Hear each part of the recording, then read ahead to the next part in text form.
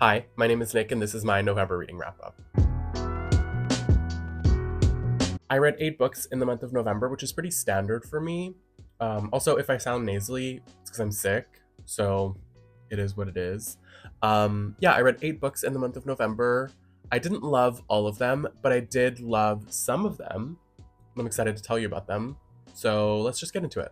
We're going to start with a biggie, which is The Great Believers by Rebecca Makkai. This book is a book that people have been commenting on my TikTok videos for so long, and I finally read it. I think some of the hype made me not want to read it as quickly. Like, I'm just weary of expectation and how that, I don't know, how that can affect my read of a book.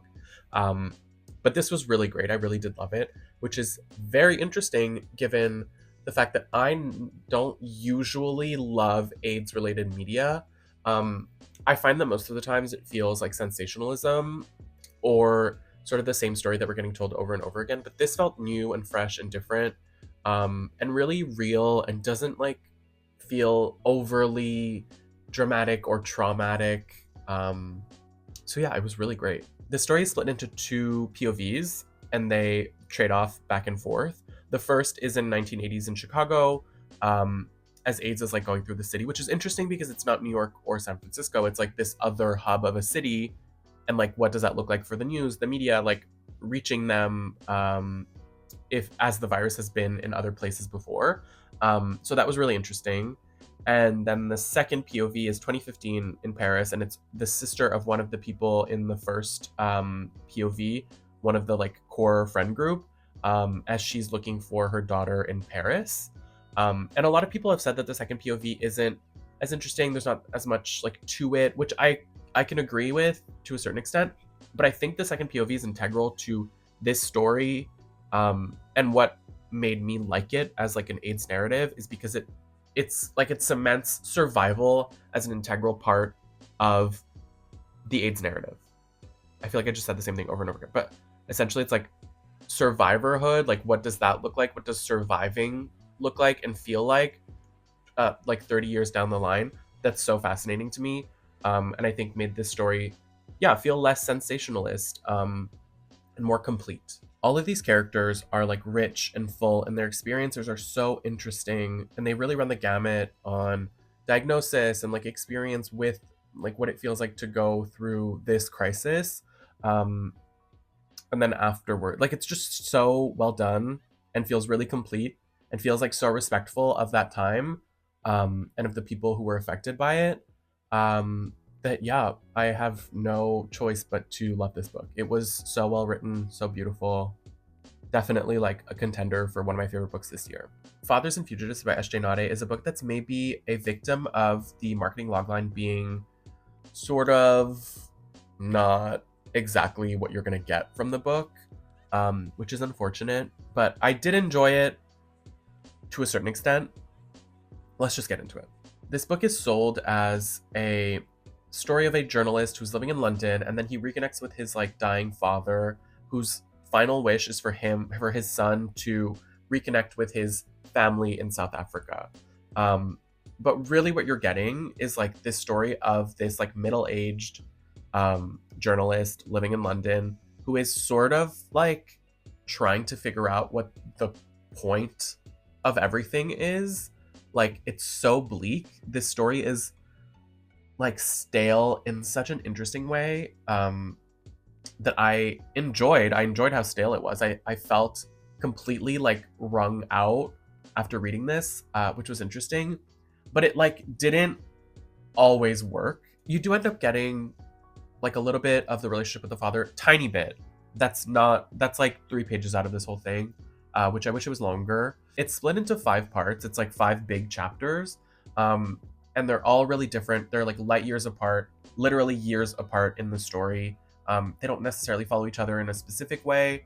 The first part is what like so interesting. It's almost as if they're all little short stories. But the first one is so cool. So it's this journalist, and he meets this couple, this gay couple of Serbs, and then they're essentially grifters, and he gets used, but he knows that he's getting used, and it's just so fascinating to watch this person sort of like get worn down over time, um, and like not do anything about it. It was so cool because it felt like powerlessness was, it's not even on the page, but that's like what you're getting, is this powerlessness and this like inability to like wake up. I think like that's my main takeaway, was that it was so bleak in a way that was like kind of impressive, because I don't know how you can write something so drab. Like it's just, but it doesn't read drab. That's what I think, that's what's so interesting. It's like it's not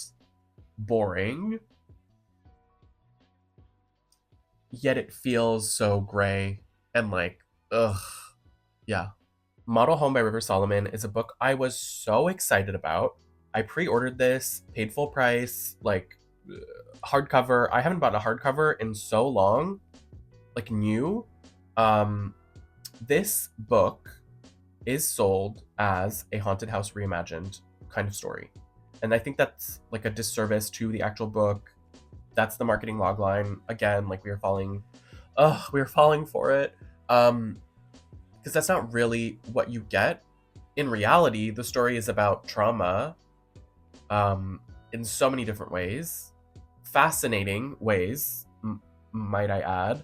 But I wish that they were more clear from the start, because you kind of get like it weaves together all of these like really interesting things of class and race, identity, trauma, family. But it only with 10 pages left to the book do you really understand the breadth of it all and how it has impacted the story. You don't know that like how deep it reaches until you get to the end, and then you have to go back, which is interesting. Not what I wanted, I guess, but that's my own fault. So it's the story of three siblings that their parents die in their house, and so they have to like reconnect and reconvene, to experience this together. But this house that they grew up in, they always felt was haunted. The narrator is so distant and cold to every other character that you don't get to know them that much, and you don't get to know these other characters that much. So it's like hard to really like see where you are in the story and how you're supposed to kind of connect the dots. Um, and also their child has an experience with an older person in this book that I thought was strange. And I don't, like, at the end I can understand why it's there, but I don't know that I needed it. And I didn't like it. I didn't like reading that. It was like kind of icky, which is fine. Like this is a personal preference that I'm saying. This book was good. I'm excited to reread it without like a marketing logline in mind, because the writing is beautiful. River Solomon is an amazing writer, but it did it a disservice that I wanted a haunted house story, and I did not get a haunted house story. Little Blue Encyclopedia for Vivian is such a weird book. This is really experimental, but I think it's not so experimental that it like alienates anyone reading it. It really feels complete and good, and like the parts that are experimental make sense through the story. It's essentially part eulogy, part fictional memoir, part literally encyclopedia of this TV show that like you find out through the story. The person that's writing this book, fictional, is writing it for their friend that has just passed, and their friend was obsessed with this TV show called Little Blue. And so you get like 26 sections for every letter of the alphabet, and they're essentially going through all of the characters by like alphabetically, but telling the story of how their friend experienced this TV show, and how they loved it so much and why they loved it so much. And you're also getting like their story together, their friendship, their kinship, why there's like this person has so much love for their friend that has passed. And then it's also a story of transness, because both of those characters are trans, and how that experience has shaped them and shaped their friendship and their relationship, and otherness and fandom, but also like being an absolute weirdo, because this TV show that like is central to this story is very Lynchian, like it's Twin Peaks essentially. That's how I read it. And so it's like very strange. And so these people are weirdos, and it's lovely, it's beautiful, it's like such a celebration of it. Yeah, I really loved this. It just felt like a beautiful love letter to a friend. And I know it's fiction, but it feels like more than that. And I can't help but think that this like stems from something deeper. And yeah, this writer is really talented. Oh, I didn't say the name. Little Blue Encyclopedia for Vivian by Hazel Jane Plante. Yeah, it was just gorgeous. It feels really unique and special, and I really liked it.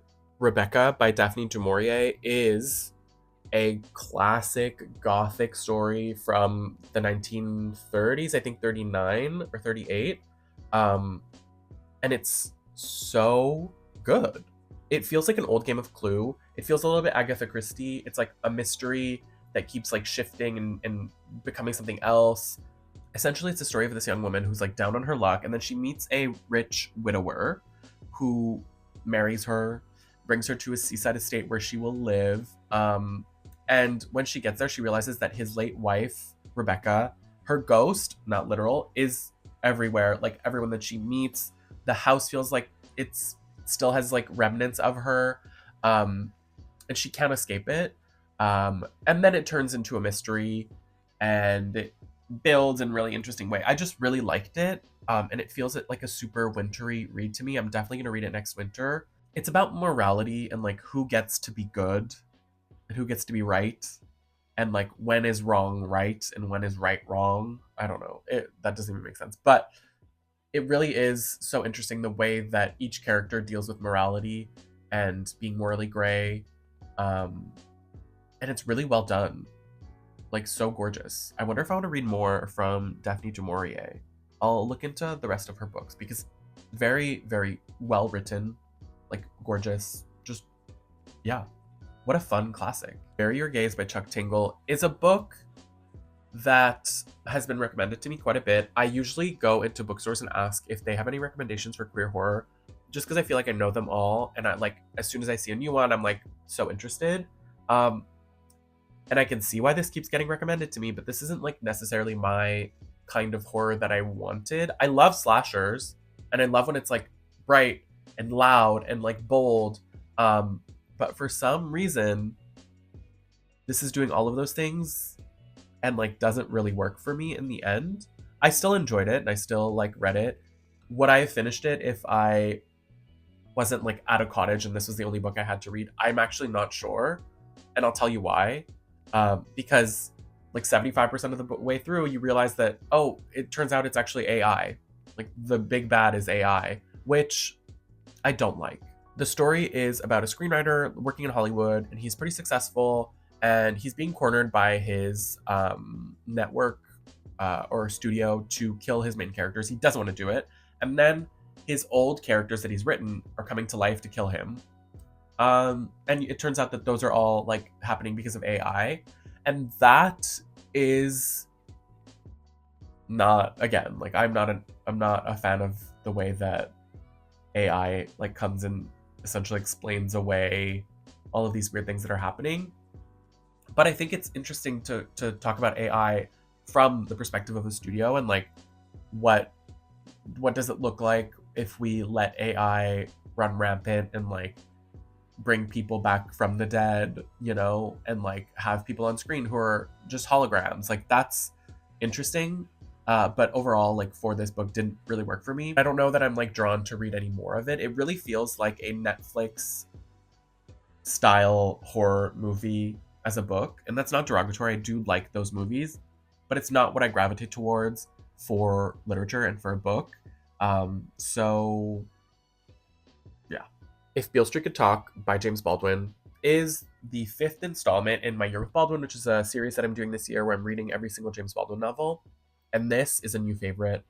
I loved it so much. It's essentially the story of a couple. It's Tish, who's a young woman at the beginning of the novel. She finds herself pregnant.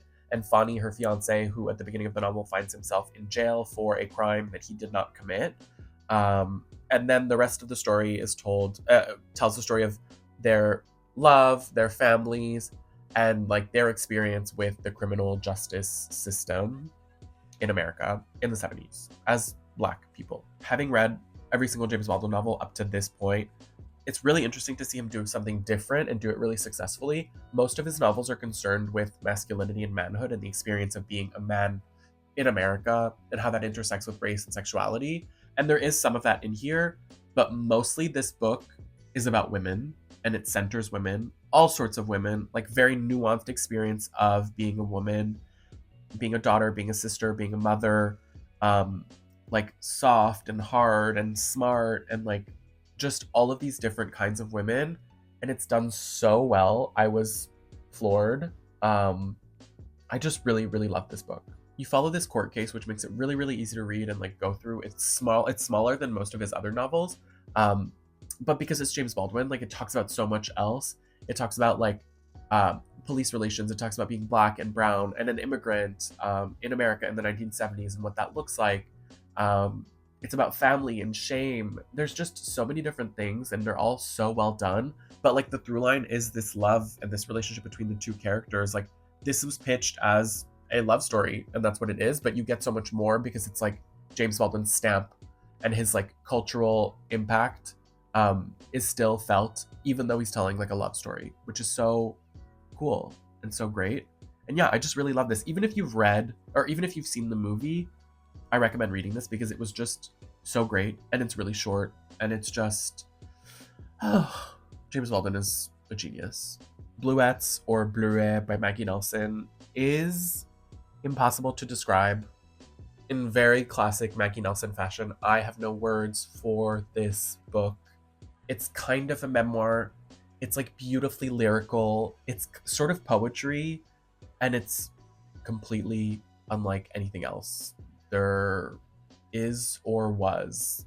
In essence, it is an exploration of the color blue in the natural world, but also like what does blue mean metaphorically? What does blue mean in people? It's an exploration of hardship, heartbreak, grief, love, and like feelings, but also through the color blue, which is so fascinating. And she does all of that and makes it seem so effortless. And it's like the language is so exact and so precise and specific, which are all synonyms, so whatever. Um, she is brilliant. No one does it like her. No one will do it like her. I know that I'm going to come back to this book over and over and over again because so much of the writing, like, did something inside of me in a really inspiring way. Like, this is writing that inspires more writing, in my opinion. I can't see myself ever picking up this book and not feeling like I want to bring a pen to a page. Like that's what this will do to me, and I'm so glad to have it. Yeah, I really enjoyed this. It's hard to even describe it as like, was it good? Was it bad? Like it's not any of that. It's something different. Is it poetry? Is it memoir? Is it none of the above? Is it all of the above? Yes, is the answer. And I love it. And I can't wait to keep reading it for years to come. Those are all the books that I read in the month of November. I would love to know what you read and loved in the comments, so please let me know. And as always, thanks for watching.